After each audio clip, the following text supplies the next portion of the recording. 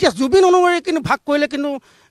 ৰাইজ অলপ দুখ পাব আৰু আমি অসমীয়া ৰাইজ আৱেগিক এটা কথা কওঁ অসমীয়া ৰাইজে আৱেগটো বিবেকে পৰিচালনা কৰি জুবিন মই ভাগৰা নাই তো আমিও ভাগৰা নাই বীৰ লাচিত খানা ভাগৰা নাই যেতিয়ালৈকে জুবিন দাই ন্যায় নাপাব আমি এই যুদ্ধ কৰিয়েই থাকিম ৰাইজৰ ক্ষোভ কিয় আজিলৈকে মুখ্যমন্ত্ৰী হিমন্ত বিশ্ব শৰ্মাই জুবিন গাৰ্গক ন্যায় দিব পৰা নাই তেওঁলোকৰ মনসমূহ অশান্তি তেওঁলোকে কেনেদৰে চেলেঞ্জ কৰিলে মুখ্যমন্ত্ৰী হিমন্ত বিশ্ব শৰ্মা সকলোখিনি আপোনালোকে মোৰ এই ভিডিঅ'টো দেখা পাব মই ভাগৰা নাই জীৱন হেৰুৱা নাই ধন্যবাদ জ্ঞাপন কৰিছোঁ মই ভাগৰা নাই জীৱন হেৰুৱা নাই এনেকুৱা লাগে যে হঠাতে জুবিন দা উঠি আহিব আৰু আহি পেলাই ক'ব যে মই ভাগৰা নাই জীৱন হেৰুৱা নাই মই জীয়াই আছোঁ তহঁতি কি কৰি আছ আপোনাৰ কাষলৈ আহিছোঁ গতিকে জুবিনবিহীন এই সময়ছোৱাৰ পিছত আপুনি কি ক'ব বিচাৰিব কি ক'ব বিচাৰিম মানে প্ৰথমতে মই জাষ্টিছ ফৰ জুবিন গাৰ্গ বুলি যিটো স্বতঃস্ফূৰ্তভাৱে এটা ডিজিটেল আন্দোলন গঢ়ি উঠিছে স্বতঃস্ফূৰ্তভাৱে গঢ়ি উঠা সেই আন্দোলনটোত মই সহযোগিতা আৰম্ভণিৰ পৰা কৰি আছোঁ এতিয়াও তাক আগুৱাই নিয়াত পূৰা সহযোগিতা কৰি আছোঁ এইখিনিতে মই এটা কথা মানে উল্লেখ কৰিব বিচাৰিছোঁ আমাৰ শ্ৰদ্ধাৰ শিল্পী প্ৰাণৰ শিল্পী হিয়াৰ আমঠু জুবিন গাৰ্গ অকল এগৰাকী মানে শিল্পীয়ে নাছিল তেখেত এগৰাকী উন্নত মানৰ কবি আছিলে মই যিহেতু মাজে মাজে দুই এটা কবিতা আবৃত্তি কৰোঁ এটা বিশেষ কবিতা তেখেতৰ মহাপ্ৰয়াণৰ পিছৰ পৰাই মই কবিতাটো বিভিন্ন ঠাইত আবৃত্তি কৰিছোঁ আৰু ইয়াৰ যিটো গভীৰ অৰ্থ সকলোৱে বুজাটো নিশ্চয় জৰুৰী ৱাটাৰ মোৰ প্ৰতিবাদী সত্তাৰ পৰিধি তহঁতে বুজি নাপাবি মই নদীৰ পৰা সাগৰলৈ যাব পাৰোঁ সাগৰৰ পৰা নদীলৈ ঘূৰিও আহিব পাৰোঁ মাথো মোৰ সোৱাদ সলনি হ'ব পানীৰ ৰং সলনি হ'ব পাৰে পাৰে এৰি যাম অকল বালি বালি আৰু বালি বালি বৰ হিংস্ৰ ঠাণ্ডাত শুকাই নিব তোৰ তেজ গৰমত উখহাই দিব তোৰ দুভৰি খোজ দিব পাৰ যদি আহিবি মই চুমা খাম তোৰ ৰক্তাক্ত দুভৰিত মই চুমা খাম তোৰ ৰক্তাক্ত দুভৰিত বি ৱাটাৰ বি চেপলেছ এটা সাংঘাতিক কবিতা এই কবিতাটোত মানে জুবিন দা সদায় এজন কি আছিলে কিং আছিলে এজন প্ৰতিবাদী সত্তা আছিলে তেওঁ সৰ্বসাধাৰণৰ দিশহাৰা সকলো শ্ৰেণীৰ মানুহৰ ৰজা আছিলে তেওঁ আজি সেই ৰজাৰ কাৰণে আমি স্বতঃস্ফূৰ্তভাৱে গঢ়ি তুলিছোঁ জাষ্টিছ ফৰ জুবিন গাৰ্গ এটা ডিজিটেল এটা স্বতঃস্ফূৰ্তভাৱে গঢ়ি তোলা এটা ন্যায় প্ৰাপ্তিৰ কাৰণে আমাৰ এটা আন্দোলন আমি গঢ়ি তুলিছোঁ গতিকে আমি আশাবাদী আইনৰ ওপৰত আমাৰ 100% আস্থা আছে আৰু নিশ্চয় আমি ন্যায় পাম আমাৰ প্ৰাণৰ শিল্পীগৰাকীক আদৰ্শখিনি যদি আমি যুৱ প্ৰজন্মই যিয়ে নেকি আমি 90 দশকৰ পৰা বৰ্তমানলৈকে আমি লাকি জেনেৰেশ্যন আমি ভূপেন দাক পাইছোঁ আমি জুবিন গাৰ্গক পাইছোঁ আমি আৰু ক'ব নোৱাৰোঁ নেক্সট কিমানটা জেনেৰেশ্যনে এনেকুৱা এজন মহামানৱক আমি পাম গতিকে তেখেতৰ আদৰ্শখিনিক আমি সকলোৱে মিলি পেলাই আমি আমাৰ ব্যৱহাৰিক জীৱনত এডপ্ট কৰিব লাগিব তেতিয়াহে তেখেতৰ সেই সত্তাটো জীয়াই থাকিব ধন্যবাদ জ্ঞাপন কৰিছোঁ আপুনি আচলতে ভূপেন হাজৰিকা আৰু জুবিন গাৰ্গৰ কথা ক'লে আমি আৰু অকণমান বহাই এনেকৈও ভাবিব পাৰোঁ আমি ভগৱান দেখা নাই আমি জুবিন দেখিছোঁ সেয়াটো আমি মানি লৈছোঁ কিন্তু সমান্তৰালভাৱে এই বুলিও ভাবি ল'ব পাৰোঁ যে আমি দ্বাপৰ যুগ ত্ৰেতা যুগ দেখা নাই আমি জুবিন যুগ দেখিছোঁ আপুনি একে ঠিক কথা কৈছে আমি আচলতে এটা জুবিন যুগ দেখা পালোঁ আছে নেকি বিশ্বত কোনোবা ইতিহাসত এনেকুৱা এটা সাক্ষী ক'ৰবাত বিশ্বত মোক দেখুৱাই দিয়ক নজিৰ আছে নেকি আজি সোণাপুৰত আজি কিমান দিন হ'ল 38 দিন এই 38 দিনত সোণাপুৰত দৈনিক কিমান হাজাৰ হাজাৰ মানুহে গৈ পেলাই এখন শ্মশান বুলি আমি সাধাৰণতে যিটো কওঁ সমাধি ক্ষেত্ৰ বুলি কওঁ তাক মন্দিৰ সদৃশ সৰ্বধৰ্মৰ লোকৰ মানুহৰ উপাসনাৰ স্থলীলৈ পৰিৱৰ্তন কৰাইছে এইটো বিশ্বৰ ইতিহাসত বিৰল এতিয়া আমি শুনি আছোঁ বিভিন্ন মাধ্যমত যে এইটো এটা বিশ্বত চতুৰ্থ এটা ফিউনাৰেল ৰেলী হৈছে আচলতে এইটো আমাক আভুৱা ভাৰি থকা এটা কথা পাশ্চাত্যৰ যিটো ডমিনেন্স সেই ডমিনেন্সত আমাক কেতিয়াও ফাষ্ট হ'বলৈ নিদিয়ে আমাৰ মাইণ্ডছেটটো তেনেকুৱা আমি নাজানো মোৰ দৃষ্টিটো এইটো আচলতে ৱৰ্ল্ডৰ ফাৰ্ষ্ট হাইয়েষ্ট মানে ফিউনাৰেল গেডাৰিং গতিকে এয়া আমি আমাৰ অসমবাসীৰ কাৰণে এটা বিৰাট সুখৰ খবৰ আৰু শেষত মই দীঘলীয়া নকৰোঁ জুবিনদাৰ ন্যায় প্ৰাপ্তি আমি লাভ কৰিমেই তাত আমি আইনৰ ওপৰত পূৰা আস্থা ঠিক আছে ধন্যবাদ জ্ঞাপন কৰিছোঁ খুব চমুকৈ আপোনাৰ অভিভক্তি জনাব ন্যায়টোতো লাগিবই মই এটা কথাই ক'ম যে আমাৰ যিটো উঠি অহা মানে ইয়ং ষ্টেজ এটাই ক'ম জুবিনদাৰ কথাৰে ধুমুহাক সাৱতি আমি হোম সেন্সেশ্যন সঁচাৰে গঢ়ি দিম নিউ জেনেৰেশ্যন নাথাকে আৰু কাৰো মনত ফ্ৰুষ্ট্ৰেশ্যন অতীতক ভাঙি আমি নতুনৰ ৰিভলিউশ্যন ধন্যবাদ খুব ধুনীয়া আমি সেই আন্দোলন আনিম আৰু সেই আন্দোলন ইতিমধ্যে আহি গৈছে সেই কথা স্পষ্ট হৈ পৰিছে আমিও আচলতে জনতাৰ মাজে মাজে ঘূৰি ফুৰি এটা কথা আমি গম পাইছোঁ যে জুবিনদাৰ ন্যায়ক লৈ সকলোৰে মনত আচলতে তেওঁলোকে যি ধৰণে গুজৰি গুমৰি কথাবোৰ আছে সেইসমূহ এদিন নহয় এদিন হ'লে ওলাই আহিব মই অকণমান আপোনাৰ কাষলৈ আহিব বিচাৰিছোঁ জুবিনদাই মোৰ কোনো জাতি নাই মোৰ কোনো ধৰ্ম নাই বুলি কৈছিল মই মুক্ত এখন সমাজৰ কথা কৈছিল জুবিনদা নোহোৱাৰ পাছত সেই সমাজখন আমি দেখি গ'লোঁ এইটো সঁচাকৈয়ে মই প্ৰথমেই ক'ব খুজিছোঁ অসম লাইভৰ জৰিয়তে জাষ্টিছ ফৰ জুবিন মানে আমাক প্ৰথমে ন্যায় লাগে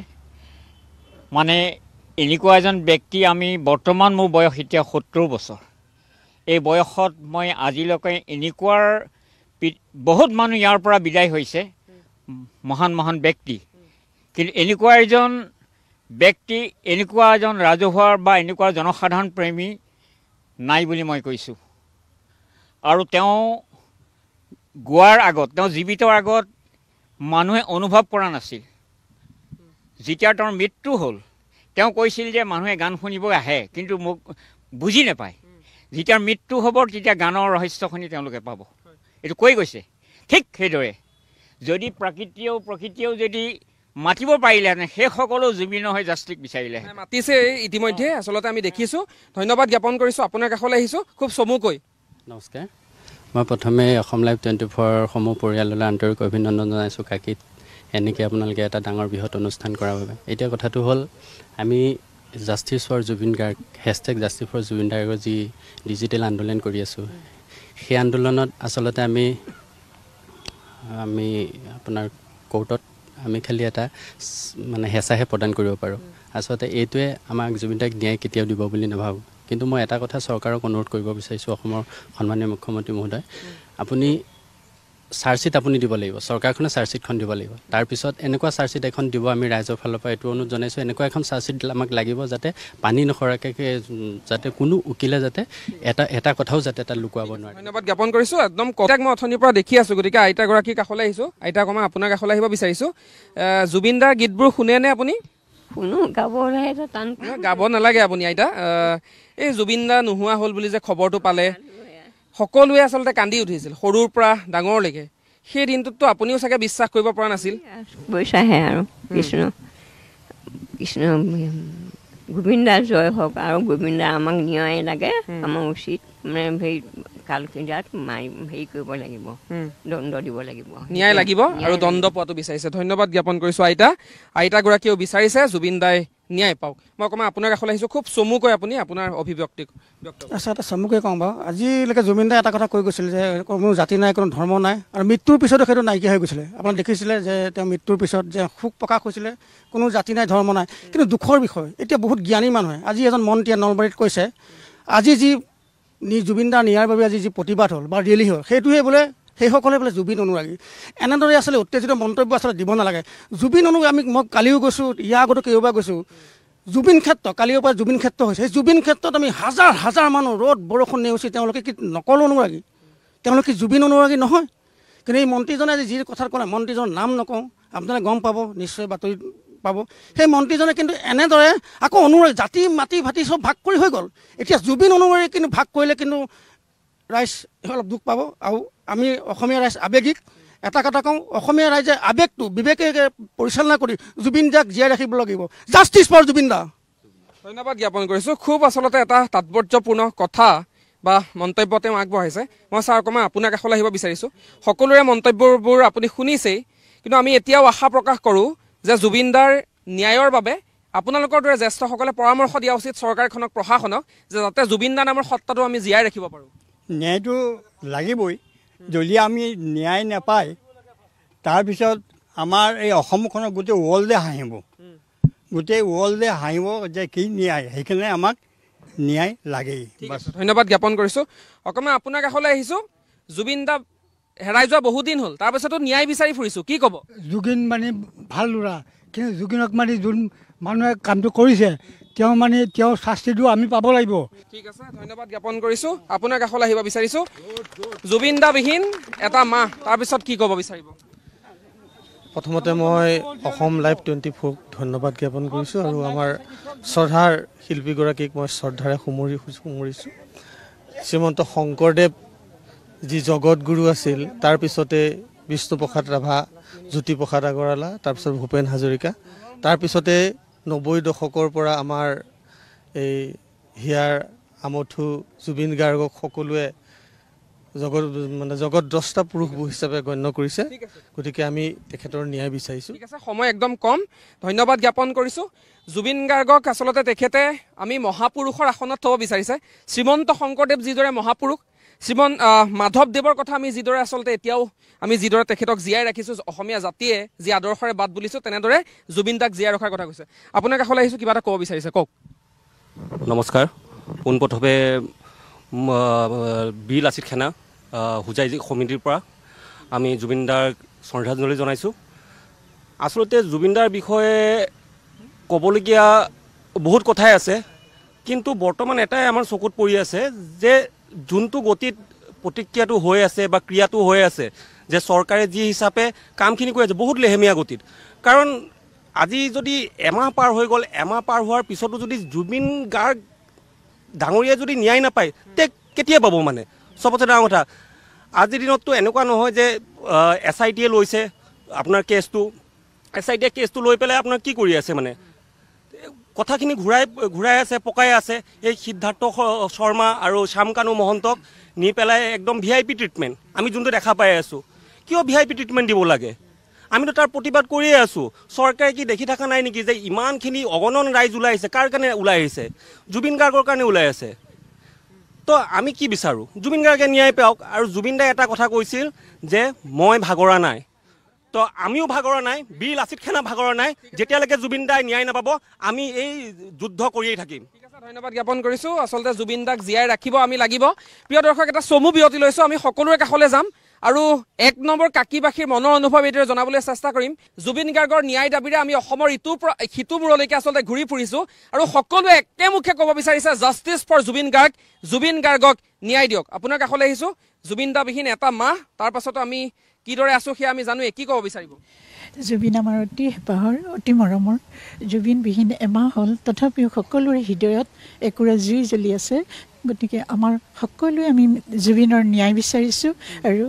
জুবিনে ন্যায় পাওক, এই আমাৰ কাম্য। ঠিক আছে, ধন্যবাদ জ্ঞাপন কৰিছোঁ। জুবিন গাৰ্গৰ ন্যায় বিচাৰিছে আৰু জুবিনে ন্যায় পাবই লাগিব বুলি তেখেতে মন্তব্য কৰিছে। আমি সকলোৰে পৰা আচলতে বক্তব্য ল'বলৈ চেষ্টা কৰিছোঁ। আপোনাৰ কাষলৈ আহিছোঁ খুব চমুকৈ। প্ৰথম কথা হ'ল জুবিন গাৰ্গ মানৱৰ শাৰীত নাই, এতিয়া মহামানৱৰ শাৰীলৈ গৈছে আৰু জুবিন গাৰ্গক ন্যায় দিবই লাগিব। তেখেতক ন্যায় দিয়াৰ ক্ষেত্ৰত যাতে কোনো ধৰণৰ ৰাজনীতি নহয়, সেইটোৰ প্ৰতি আমি কাকীবাসী ৰাইজৰ পৰা আমি চৰকাৰক অনুৰোধ জনাইছোঁ। তেখেতক ন্যায় দিবই লাগিব। আমি ন্যায় নোপোৱালৈকে কিন্তু আবাল বৃদ্ধ বনিতা আমি কোনো শান্তিৰে নাথাকিম। আৰু তেখেতক ন্যায় নিদিলে যি ক্ষোভৰ উদগীৰণ হোৱাৰ সম্ভাৱনা আছে, সেই ক্ষোভৰ উদগীৰণ যাতে নহয় সেইটোৰ প্ৰতি চৰকাৰ সচেতন। জুবিন দাৰ মৃত্যুৱে আচলতে আমাৰ প্ৰতিটো পৰিয়ালৰে যে কোনোবা এজন সদস্যৰ মৃত্যু হ'ল তেনেকুৱা এটা পৰিৱেশৰ সৃষ্টি কৰিলে আৰু সেইবাবে সকলোৱে এতিয়াও আশা প্ৰকাশ কৰে যে জুবিন দা নামৰ এই সত্তাটোৱে ন্যায় পোৱাটো উচিত, ন্যায় পাব লাগিব। মইতো সকলোৱে মোক কৈ আছে মামা মামা বুলি, গতিকে মামায়ে কিবা এফাকি ক'ব লাগে। কি ক'ব এতিয়া? মই একেষাৰ কথা ক'ব বিচাৰিছোঁ। সিদিনা জুবিনৰ পাৰ্চনেল ডক্টৰ হিতেশ্বৰ বৰুৱাই একাষাৰ কথা কৈছে যে প্ৰথম ভুল জুবিনক ছিংগাপুৰ ফেষ্টিভেললৈ নিয়াটো, আৰু দ্বিতীয় ভুলটো হৈছে জুবিনক পানীৰ কাষলৈ নিয়াটো। তৃতীয় ভুল হৈছে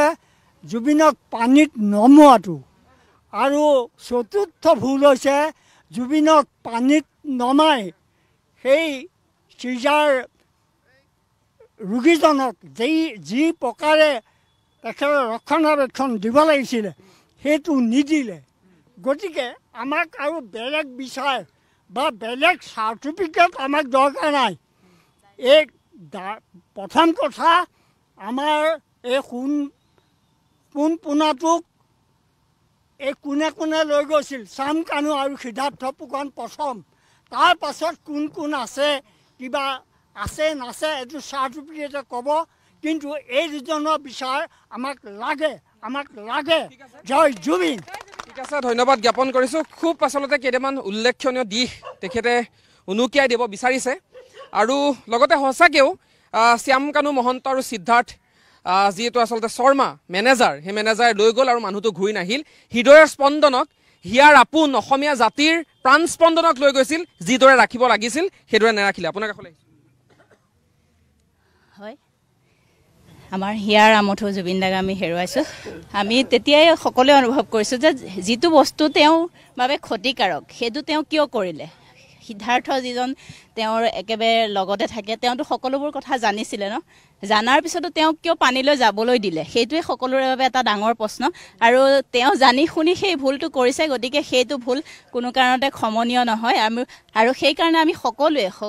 অসমবাসী হওক সকলোৱে আমি বিচাৰিছোঁ যে আমি ন্যায় পাব লাগে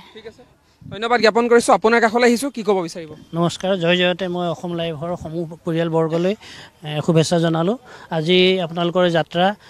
শুভ হওক জয় হওক আপোনালোকৰ এই যাত্ৰা শুভৰে অতিবাহিত হওক আমি আপোনালোকৰ যি উদ্দেশ্য জাষ্টিছ ফৰ জুবিন গাৰ্গ আমিও সেই কাকিবাসীৰ সমগ্ৰ আবাল বৃদ্ধ বনিতা সমস্তই আমি দাবী জনাইছোঁ চৰকাৰৰ ওচৰত বা আমি সমগ্ৰ জনতাই স্বতঃস্ফূৰ্তভাৱে আমি দাবী জনাইছোঁ যাতে জুবিন গাৰ্গৰ এই অকাল বিয়োগৰ ন্যায় অতি সোনকালে উদ্গ্ৰীৱ জনতাই যাতে পাবলৈ সক্ষম হয়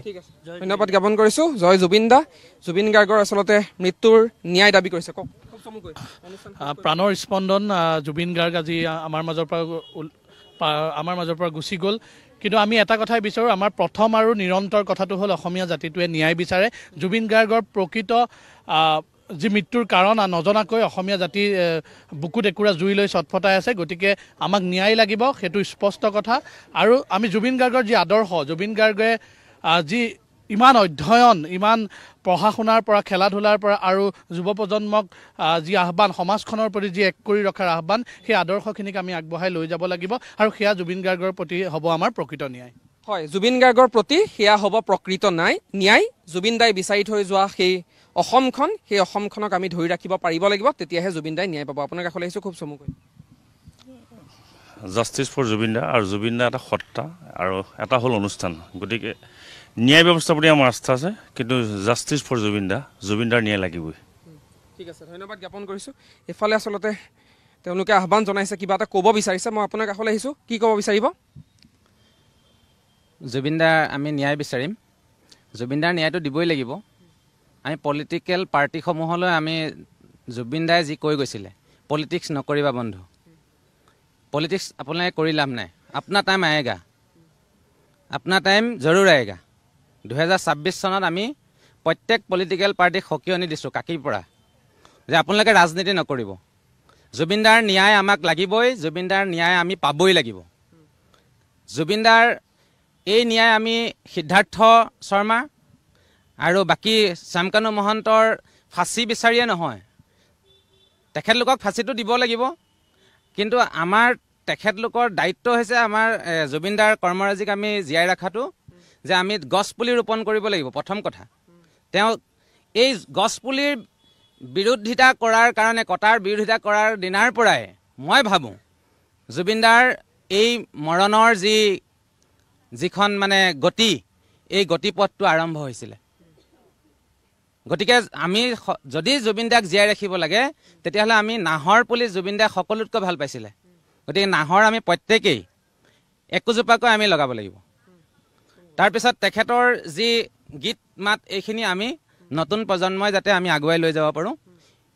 এনেকৈ আমি চলিলে আমি তেখেতৰ ন্যায় পাম বুলি আমি ভাবিছোঁ ধন্যবাদ জ্ঞাপন কৰিছোঁ জুবিন গাৰ্গক জীয়াই ৰাখিবলৈ বহু কেইজনেই আচলতে পৰামৰ্শ আগবঢ়াইছে সেই পৰামৰ্শসমূহ কেৱল যে চৰকাৰ আৰু প্ৰশাসনেই মানি চলিব লাগিব তেনেকুৱা নহয় আমিও প্ৰতিগৰাকী অসমীয়া হিচাপে জুবিন দাৰ অনুৰাগী হিচাপে আমিও সেই পৰামৰ্শসমূহ মানি চলিম এফালে বীৰ লাচিত সেনাও আছিলে